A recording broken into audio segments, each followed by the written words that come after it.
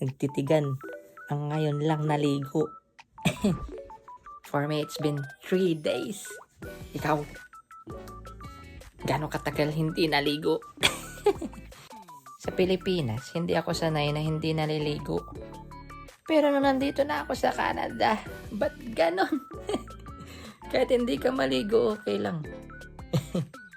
Ang hirap kasi magtimpla dito. Sa Pilipinas, nahirapan na magtimpla ng kape. Dito sa Canada, mahirapan ka talaga magtimpla ng tubig. Magugas ka ng plato, ang hirap magtimpla ng tubig. Maligo ka, ang hirap magtimpla ng tubig. Ako po, kaya dito hindi lang kape ang titimplahin mo, pati tubig talaga. Pagka sobrang init, ang sakit sa kamay. Pag hindi naman mainit, na sobrang sa lamig, okay, hindi mo alam kung saan ka lulugar. Bye-bye.